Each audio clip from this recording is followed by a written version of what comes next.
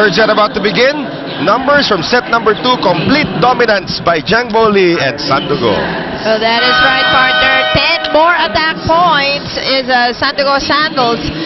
So blocking, pareho na. Equal with the 2 apiece. Pero yung service, dun pa rin. 3 aces coming from San Sebastian. So questionable pa yung depensa, ha? At ang maganda lang dito, both teams limiting their errors.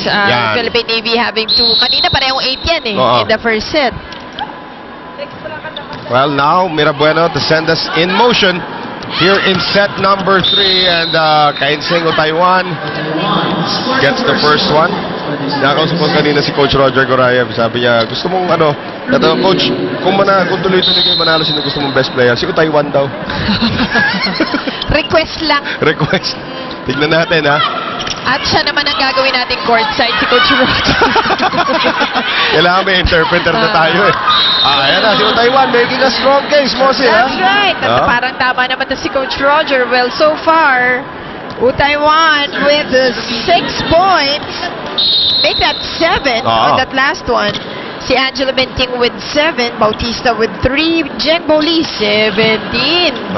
Well, on the other side, it's Rosale with 7, Susan with 4, Carpio and Prochina 3 apiece. At napalakas yung right hook nitong si Nene Bautista. So, may Prochina to serve 2-1 Sandogo here in the third set. Bautista, De Leon, Benito off the block, Susan keeps it alive, Rosale tries to save it and cannot. That is actually, I think, the first point for Joy Benito in this game. And you can see Coach Roger standing up. Mukhang may gusto siyang binibili ng mga plays. Remember, this is the last day of the elimination. So, semi-finals na tayo. Sure na ito Sandogo in the semi-finals. Now, the question is, can they remain number 1 in the semi-finals? If that does happen, and if it's Fun Family Pizza, it's gotta be Shakey's. If that happens, regardless, I believe if Ateneo loses later on, Sandogo will be number 1 and they will still face Ateneo in the semi-finals. And that's the matchup that Roger Gorayev actually wants. Because if win-win yun for Coach Roger. Pero if in case na itong Sandogo nga does fall to second place, magiging problema yan because they will either face Army or Cagayan Valley. And that is a matchup that they do not want. Gusto lang makalaban either of those teams in the finals na. Jennifer Arasan checks back in. Carpio sits down.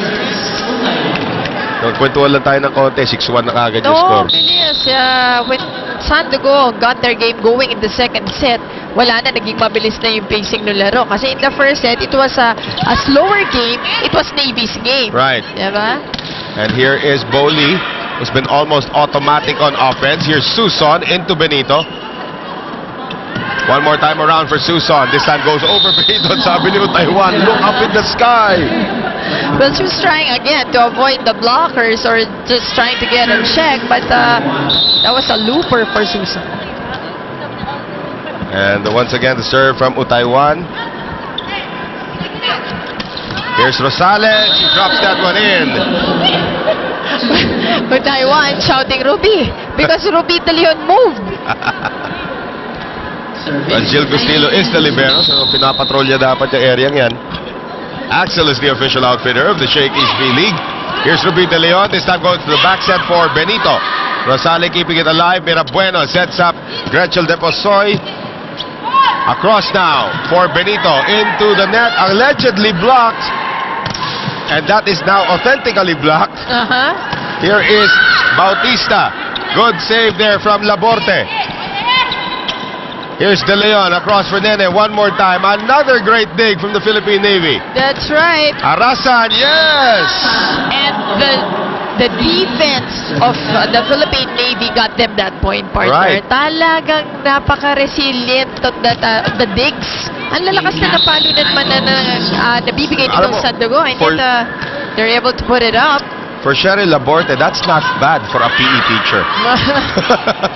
Oo naman. Oh, lifting. Yep, yeah. At sabi ni Boli, I know lifting, kuya. But it is a lifting violation.